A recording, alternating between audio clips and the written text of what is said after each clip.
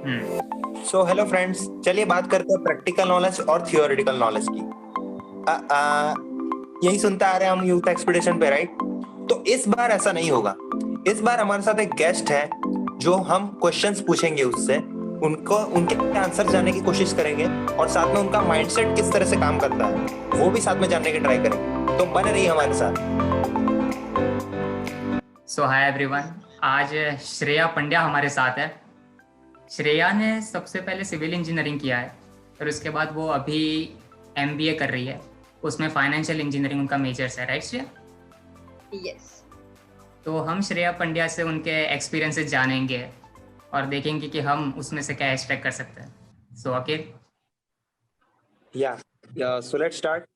So my first question, पहला question मेरा यहाँ पे ये है कि जब हम लोग स्कूल में होते हैं तो हम अपना लेजर टाइम यानी कि फ्री टाइम कैसे यूज कर सकते हैं, बेटर यूटिलाइजेशन कैसे हो सकता है? See, there are two options to that. Like usual option जो हम सबको ज्यादा पसंद है, like जो भी homework रहता है हम वो करके we go on for like have some fun time and play time and all.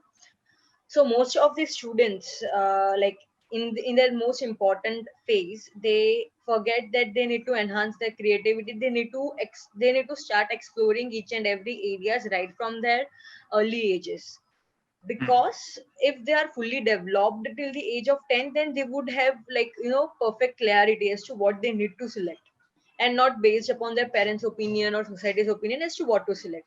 So it's okay. better that the students, I mean the children, should get full exposure from 1 to 10th, like let's say dance classes or Arabic classes or anything. And not just classes not just an option. Now you have online lectures as well. Just some, the leisure time should be like 20% creativity, and then the 80% fun, because even creativity comes into fun. But yeah, they should learn more into the leisure time. Okay. Okay, तो आपने कैसे utilise किया था specifically अगर मैं पूछूं तो? Okay, talking about me, my first to fifth was in karate. Then I joined Bharatnatyam. Okay, Then I joined calligraphic writing. Then for a few months I joined this Bal Sanskar Kendra.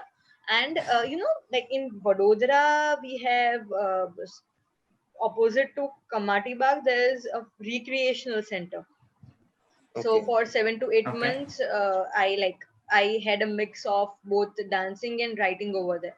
So around 5 to 6 p.m., I always used to meet new friends, have know more about writing, and I mean how to write at quite an early age. I mean by that time I was in seventh, so I know which resources to tap, which dance style suits me apart from my usual Bharatnatyam and all.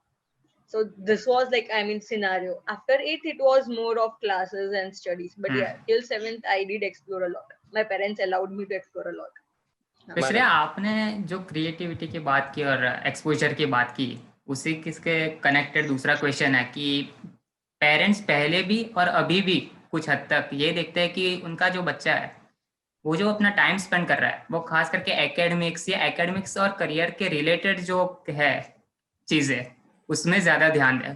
For example आपने भरतनाट्यम और इन सब की बात की, तो जो typical parents होंगे वो अभी भी यही चाहेंगे कि इससे अच्छा चल पढ़ाई कर ले तो 10th के बाद कुछ अच्छी जगह पे कहीं पे हो जाएगा या 12th के बाद कुछ अच्छी जगह पे हो जाएगा। तो ये एक कनेक्शन है। और जो मेजर पॉइंट आता है 10th के बाद या 12th के बाद, तो उसमें करियर सिलेक्शन का होता है। तो वहाँ पे भी बहुत सारे लोग धोखा खा जाते हैं। वो किसी ट्रेंड के पीछे चले जाते हैं या पीयर प्रेशर के पीछे चले जाते हैं, और फिर जब उनका ग्रेजुएशन कंप्लीट होता है और उनसे कुछ हो नहीं पाता, बहुत सारों से तो ग्रेजुएशन ही कंप्लीट नहीं हो पाता, तो वो फिर वो टैकल नहीं कर पाते हैं। तो उसमें आपके क्या ओपिनियंस है? See, from my point of view, देखिए, जनरली पेरेंट्स गलत नहीं होते हैं. वो उन्हीं बच्चों को टोकेंगे जो एकेडमिकली परफॉर्म नहीं कर पा रहे होंगे.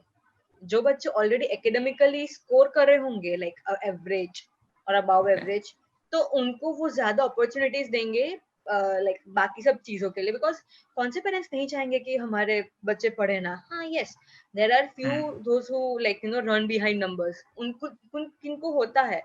But still, if parents are listening to it, then it's like a 1 to 7, like till 12 years of age human brain जो होता है वो अपने कल्टीवेटिंग स्टेज पे होता है. अगर हम Right. वहां पे कुछ ज्यादा इंफॉर्मेशन नहीं देंगे बच्चों को, हम ज्यादा उनको एक्सप्लोर करने के लिए नहीं बोलेंगे कि ना ना गो, यू आर फ्री, आपको इतने टाइम में जो करना है आप वो कर सकते हो, तो उनके पास जो बेस्ट लाइक उनको जो पसंद होगा they would be preferring that is of 7th. आपने बताया 10th और 12th के बारे में, परसेंटेज के बारे में. सी 10th is not tough anymore. हमारे टाइम भी नहीं होता था, उसके पहले यस सबको परसेंटेज स्कोर करने में दिक्कत होती थी, बट हमारे टाइम में 10th is not any difficult anymore. And it's a myth कि आप 10th में स्कोर करोगे तभी आपका जाके आगे करियर अच्छा बनेगा. आई Yeah, हैव सीन exactly. के जो बहुत लाइक 10th में 68 70 स्कोर करेंगे, डिप्लोमा लेंगे, डिग्री करेंगे and then still will earn a good job. It's about your own hidden talents. आपको इंजीनियरिंग पसंद है एंड आप उसके रिगार्डिंग डिप्लोमा कर रहे हो, तो वो बच्चे को कोई रोकने नहीं वाला है कि आप ये नहीं कर सकते हो या आपसे ये नहीं हो पाएगा. That's one thing. And if parents are thinking so much about their kids and the results, then I would suggest कि at least let them give some free time till 7th standard. 8 9 10 तो है ही वैसे भी पढ़ने के लिए. आप 8 9 10 में पढ़ो. What's the biggest issue in that? I mean till 7 the students can explore each and everything. फिर 8 9 10th में they will go towards academics. Simple. And like for example, like one of my friend, she's a Kathak dancer and she is gold medalist in her BBA program. She has scored well in her 10th and 12th, and she is continuing performing Kathak in international level. उसको dance पसंद है वो भी कर रही है, उसको पढ़ना पसंद है, उसको मैनेजिंग पसंद है वो भी कर रही है. So if student, it's not about कि कौन से टाइप का स्टूडेंट है. It's not like वो brilliant होगा तो वो सब कर लेगा. That's not possible. Each and every child is brilliant. हम सिर्फ उनको प्रेशर करते हैं, स्ट्रेस देते हैं, उसके वजह से नहीं होता. Okay. And talking And about after 12th, तो सी आपका 10th से क्लियर होना चाहिए कि आपको 11 12th के बाद क्या करना है, because 10th is kind of your foundation stage. उसके बाद like just for an example, even you would have met people के जो 11th में साइंस लेंगे, 12th में कॉमर्स लेंगे, या फिर 11th में कॉमर्स लेंगे देन वापस आएंगे 11 12 साइंस करेंगे. It's just wasting your time. अगर आपको नहीं पसंद, आपको नहीं पता चला कि आप बिजनेस फील्ड में अच्छे हो या टेक्निकली अच्छे हो, तो then what's the use. And ये सब का भी basic reason goes to the 8th 9th and 10th. Simple thing, if you like mathematics, if you like science, आप टेक्नोलॉजिकली एडवांस हो, तो आप कॉमर्स में नहीं चलने वाले हो. आपका वो पार्ट का ब्रेन कॉमर्स में नहीं चलने वाला है. If you're good okay. in social sciences, if you like, and that's why the main reason is कि financial knowledge थोड़ा सा, few part of financial knowledge parents should inculcate in students. It's not just for benefit of student, it's for knowing कि वो commerce side में अच्छा चलेगा या finance side, मतलब from finance side अच्छा चलेगा या technical side अच्छा चलेगा. अगर वो finance easily कर पा रहा है, तो then there is no use of sending that kid into technological field. Simple as that. Okay. But more Great about explanation. choosing the career, आपको क्या लगता है कि जब हमारे टाइम, हमारा भी अब थोड़ा जमाना बीत रहा है, ऐसा ही हो गया है, पर 4-5 साल हो गए, 2016 में हमने 12th कंप्लीट किया था, तो तब 10th और 12th के बाद फील्ड चूज करना और अभी का जो पीरियड है उसमें आपको क्या डिफरेंस लगता है कि अब क्या अलग होना चाहिए, कि अब तो अलग होना चाहिए, ऐसा कुछ लगता है? See, let me give you two scenarios. One is the past, and it's still continuing. 70% of parents still think कि उन्होंने जहाँ पे failure देखा है, उनके बच्चों को वही रास्ते पे they want to see the success. Absolutely. It's for example, if a child, मतलब if parent ने सिर्फ बीकॉम किया होगा, तो उसको कॉमर्स दिलवाएंगे, उसको बोलेंगे तो बीकॉम में अच्छा स्कोर कर, उसके बाद तो एमकॉम कर, बट तू करेगा तो इसी फील्ड में. And that's the scenario of Indian society. It's the mentality of Indian parents. See, our parents know कि हम जो सोच रहे हैं ना वो सच है. At some point it's right, but normally वो बच्चा, I mean the kid, उनकी क्या इंटरेस्ट है, उनका क्या करियर फील्ड है, that should be given at least like 70% to the kid, 30% to the parents. वो हम कैसे कर सकते हैं? Let's say changing environment. तो अभी जो न्यू एजुकेशन पॉलिसी है ना, that's the greatest advantage in this field.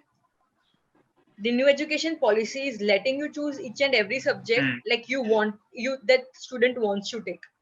उससे क्या होगा कि अगर वो साइंस में भी है ना, फिर भी वो कॉमर्स का टैप कर सकता है. Right. उसके बाद जो 12th का डिसीजन हो जाएगा वो उसके लिए इजी हो जाएगा. एंड इसके लिए there are many test online. आपको अगर देखना है कि आपका ब्रेन टेक्नोलॉजिकली एडवांस है या कॉमर्स साइड एडवांस है, आपके लिए कौन सा फील्ड अच्छा है, आपके लिए कौन सा करियर अच्छा है, there are many test online. Those all are personality test. आपके पर्सनालिटी को जज करके, आपके पर्सनालिटी के ट्रेट्स को जज करके दे वुड सजेस्ट कि आपका brain is working in this manner, so you can go into this kind of fields. Okay.